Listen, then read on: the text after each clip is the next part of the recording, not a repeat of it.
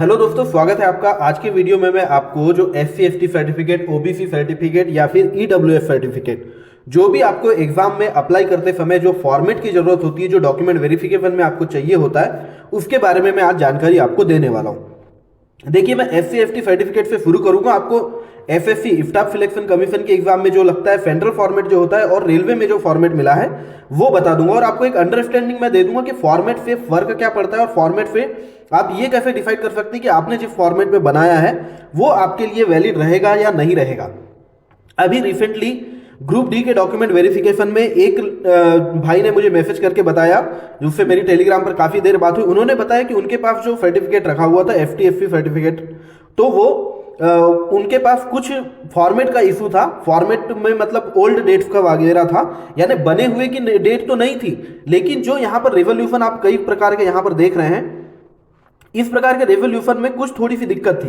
तो ये सारी चीजें मैं आपको बता दूंगा। वो भाई जो सर्टिफिकेट लेकर के गए थे वो भी मैं आपको दिखा दूंगा, जो लेकर के जाना चाहिए था वो भी मैं दिखा दूंगा, और आपके पास जो सर्टिफिकेट है उसको आप चेक कैसे करेंगे कि आपका वैलिड है या नहीं है, और सेंट्रल फॉर्मेट, स्टेट फॉर्मेट और रेलवे फॉर्मेट या फिर कोई SSC फॉर्मेट में क्या अंतर है वो भी मैं आपको यहाँ पर डिटेल में समझा दूंगा। आपसे रिक्वेस्ट रहेगी कि वीडियो को पूरा जरूर देखना, ताकि कोई भी बात आपसे मिस ना हो और सारी बात एक बार समझ पाए। एक बार अगर आप इस वीडियो को अच्छे से देखेंगे तो आपको सर्टिफिकेट के फॉर्मेट को लेकर कोई इशू नहीं रहेगा। तो चलिए मैं SC ST सर्टिफिकेट से शुरू करता हूं। तो आप यहां पर देख रहे हैं कि कोई भी कैंडिडेट, ऊपर में लिखा हुआ है कि अगर वो ये क्लेम करता है कि वो SC ST से है तो उसको ये सर्टिफिकेट प्रोड्यूस करना पड़ेगा। और यहां पर आप अच्छे से अगर देख पा रहे हैं तो ये देखिए, the format of the certificate to be produced by scheduled caste and scheduled tribe candidate applying for appointment to post under government of India. Government of India के अंतर्गत अगर कोई भी पोस्ट के लिए आप अप्लाई कर रहे हैं तो आपको इसको प्रोड्यूस करना पड़ेगा। अब यहां ध्यान दीजिए, आपका नाम, पिताजी का नाम, उसके बाद यहां लिखा है belongs to the caste tribes. ये जो लिखा है ना, यहां पर आपकी कास्ट लिखी होती है। तो अब नीचे मैं आपको बताता हूं कि ये कास्ट यहां पर मेंशन है और इससे क्यों डिसाइड हो रहा है, कैसे डिसाइड हो रहा है कि आप SC ST में आ रहे हैं। अब यहाँ कॉन्स्टिट्यूशन ऑर्डर आप देख रहे हैं, ऐसे देखिए लगातार देखते जाइए तो आप ये 1956, 59, 76, 62, 62, 68, फिर ये 89, फिर ये 91, 91, 96, ये सब 2007 तक। तो देखिए, ये मैंने SSC की वेबसाइट से निकाला है। ये SSC के एग्जाम के लिए अगर आप अभी फॉर्म भर रहे हैं तो आपको ये 2007 तक का ये चाहिए। कोई भी एग्जाम आप अगर दे रहे हैं तो उसका जब नोटिस आता है तो आप नोटिस को अगर अच्छे से पढ़ेंगे तो उसमें आपको फॉर्मेट दिया रहेगा, और वहां पर ये जो मेंशन रहेगा ना, अमेंडमेंट, लास्ट आपको वहां तक का लेकर के जाना है। ये अपडेटेड है 2007 तक का। रेलवे फॉर्मेट में जो है वो 2002 तक का है। मैं आपको अभी सारे डॉक्यूमेंट दिखाता हूं, एक बार अच्छे से देखें। तो देखिए, ये सब अमेंडमेंट मेंशन है। इसके नीचे आप देखिए, ये सब डिटेल भरने के बाद यहां पर आप ध्यान से देखिए, list of authorities empowered to issue caste tribe certificate. एक बात ध्यान देंगे कि अभी जो DV चल रहा है उसमें काफी इशू आ रहा था कि इस अथॉरिटी से बनाया हुआ होना चाहिए, उस अथॉरिटी से बनाया हुआ होना चाहिए। यहां पर साफ साफ मेंशन है कि अगर ये SSC वाला है, रेलवे वाले में रेलवे मेंशन है, सारी चीजें मैं आपको बता रहा हूं। तो देखो, SSC में अगर ये वाला था तो यहां पर देखिए पूरे सब अधिकारियों के नाम लिखे कि डिस्ट्रिक्ट मजिस्ट्रेट इशू कर सकता है। फिर ये देखिए, additional chief presidency magistrate, presidency magistrate, और थर्ड ऑप्शन देखिए, revenue officer not below to rank of tehsildar, यानी कि तहसीलदार भी आपको ये certificate, SC ST certificate produce करके दे सकता है। देखिए, मध्य प्रदेश में क्या होता है कि ये सर्टिफिकेट बनते हैं सारे ऑनलाइन और लोक सेवा केंद्र से बनते हैं, और लास्ट में लोक सेवा केंद्र की सील और साइन लग करके मिलती है। तो वहां पर तहसीलदार की साइन हो, DM की किसी की भी साइन हो, वो वैलिड हो जाएगा। तहसीलदार से नीचे का रेवेन्यू ऑफिसर कोई नहीं होना चाहिए। और देखिए, बिहार में भी ऐसी होता है कि ऑनलाइन निकलता है। एक कैंडिडेट जब डॉक्यूमेंट वेरिफिकेशन के लिए गया था तो उसके इसमें सील फाइन नहीं लगी थी, क्योंकि उन्होंने ऑनलाइन निकाला हुआ था। तो उन्होंने, जो DV लेने वाले थे, उन्होंने रिक्वेस्ट की कि सर ये ऑनलाइन निकाला हुआ है, आप इसे ऑनलाइन चेक कर सकते हैं। थोड़ा टाइम लगाकर उन सर ने उसे ऑनलाइन चेक किया और उन्हें DV में पास कर दिया था। तो ये अवेयरनेस आपको होनी चाहिए कि आपके डॉक्यूमेंट किस तरीके से बनते हैं, इसको आपको ध्यान देना है। तो यहां पर एक और चीज लिखी हुई कि Tamil Nadu state food submit caste, यानी जो कैंडिडेट तमिलनाडु के हैं उनको only from the revenue divisional officer, यानी रेवेन्यू डिविजनल ऑफिसर है, उन्हीं के हाथ से या उन्हीं के सील फाइन वाला FTSC सर्टिफिकेट वहां पर अप्लाई होने वाला है। अब मैं आपको वो फॉर्मेट दिखाता हूं जो वो भाई लेकर के गए थे, और उन्हें उस वजह से बोला गया कि आप 10 दिन बाद नया सर्टिफिकेट लेकर के आइए। तो मैं आपको वो मिस्टेक वाला दिखा देता हूं, उसके बाद मैं आपको ये फर्क बताऊंगा कि सेंट्रल फॉर्मेट, रेलवे फॉर्मेट क्या होता है। तो अब देखिए, ये वो FTSC कास्ट सर्टिफिकेट का फॉर्मेट है जिस पर FTSC का सर्टिफिकेट बना करके वो भाई लेकर के गए थे। देखिए, आज अगर बनाए हो तो इस पर डेट आज की डेली रहेगी, फिर भी फॉर्मेट एक्सेप्ट नहीं हुआ था। क्यों नहीं हुआ था? अभी मैंने थोड़ी देर आपको दिखाया थोड़ी देर पहले कि 2007 तक का अमेंडमेंट हो चुके हैं, और यहां पर आप देखिए सिर्फ 1991 तक के अमेंडमेंट मेंशन थे।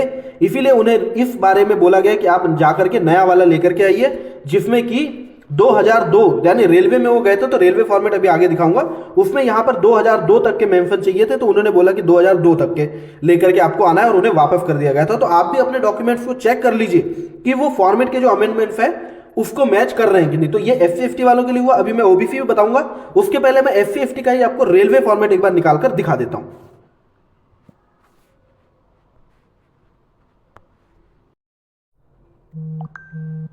तो देखिए ये है वो रेलवे फॉर्मेट जो कि एनेक्सर 1 में आपको दिया था 2019 के RRC 01 वाले नोटिस में।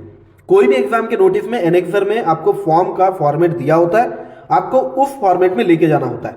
तो देखिए यहां पर अगर आप लेकर के जाएंगे तो ये देखिए the schedule caste type order 2002 तक के, और वो भाई वाला जो मैंने दिखाया था उसमें ये था 1996 तक, और इसमें आप देखिए तो 2002 तक के अमेंडमेंट हो चुके हैं, तो आपको ये चाहिए था। और इसी में आप देखिए एक बार यहां पर वो सारी अथॉरिटी आपको यहां दिख जाएगी जो कि इसको इशू कर सकती थी।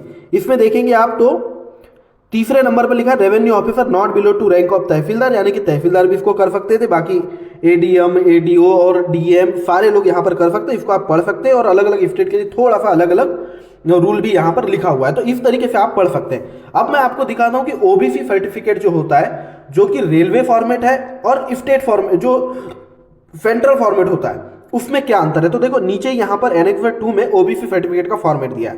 तो देखो form of certificate to be produced by other backward classes applying for appointment for post under government of India. तो रेलवे फॉर्मेट है ये, सेंट्रल फॉर्मेट भी इसी तरीके से रहता है, पर सेंट्रल फॉर्मेट और रेलवे फॉर्मेट जो यहां पर दिया हुआ है ये, इसमें अंतर क्यों दिखता है आपको ये बता रहा हूं। इसके बाद आप निश्चिंत हो जाएंगे कि अगर आपका डॉक्यूमेंट सेंट्रल फॉर्मेट का है तो क्यों वो बिल्कुल ही वैलिड है और कोई दिक्कत नहीं आ रही है।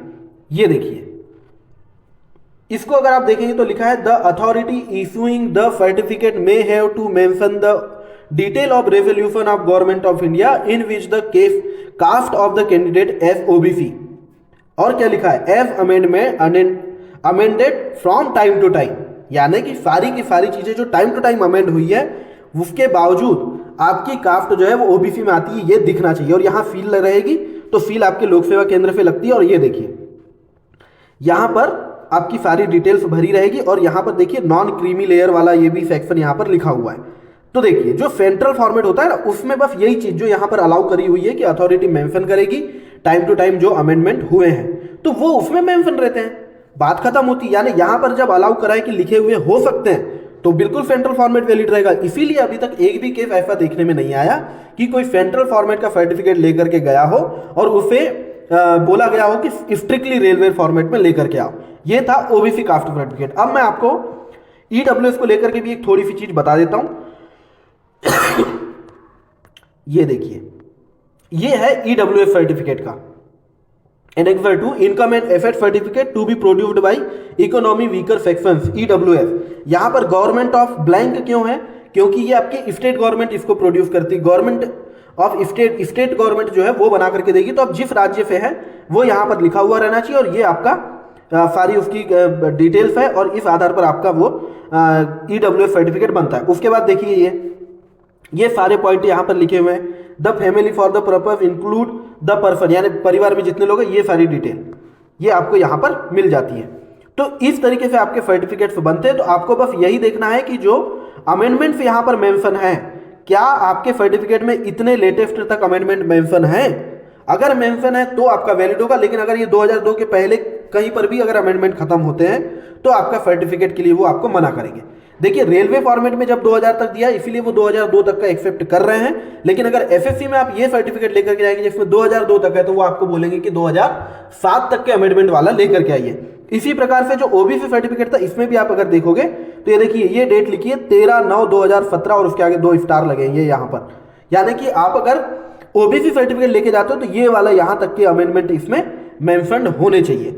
तो उम्मीद है आपको इससे काफी क्लैरिटी मिल गई होगी कि सर्टिफिकेट किस तरीके के बनाना है। तो देखिए जिनके पास ऑलरेडी बना हुआ सर्टिफिकेट है लेकिन इस कैटेगरी में नहीं आता जो मैंने बताया, और उनके पास बनाने के लिए समय नहीं है और डॉक्यूमेंट वेरिफिकेशन में उनको जाना पड़ रहा है, तो आप पैनिक ना करें, आपको वहां पर समय मिल जाएगा कुछ दिनों का, तब आप ला करके बना करके दे सकते हो। लेकिन पूरी कोशिश करो कि आपका जो डॉक्यूमेंट लेकर के आप जा रहे हो वो लेटेस्ट अमेंडमेंट तक का उसमें मेंशन हो और प्रॉपर जो अथॉरिटी वहां लिखी उसके सील साइन के साथ आप लेकर के जाएं, तो एक ओरिजिनल की आपको ओरिजिनल सर्टिफिकेट आपके हाथ में होता है, जिससे काफी कॉन्फिडेंस रहता है और किसी तरीके की भी प्रॉब्लम से आप बच सकते हो। तो ये था मेरा वीडियो आप लोगों के लिए एफसीएफटी सर्टिफिकेट को लेकर के। उम्मीद है आपको ये वीडियो से काफी हेल्प मिलेगी। अगर आपको लगता है कि इस वीडियो में कुछ इंफॉर्मेशन देने में मेरे से गलती हुई है या कोई इंफॉर्मेशन मैं अधूरी दे पाया हूं, छोड़ दिया हूं, तो आप कमेंट करके प्लीज मुझे जरूर बताएं, मैं उसको करेक्ट कर दूंगा और उस कमेंट को पिन भी कर दूंगा। देखिए काफी ज्यादा रिसर्च, काफी मेहनत के बाद भी वीडियो बनाने के बाद हमेशा एक गुंजाइश होती है कि कुछ कहीं गलती हो जाए, तो अगर वैसी गलती होती है तो प्लीज आप थोड़ा मुझे उस बारे में जानकारी जरूर दें। तो ठीक है, आपसे मैं अगले वीडियो में मिलूंगा। आपको ऑल द बेस्ट। अगर आप डीवी के लिए जा रहे हैं, आपके पास सर्टिफिकेट है, तो उम्मीद है आपका डीवी बहुत अच्छे से क्लियर होगा। Thank you very much. Thank you all.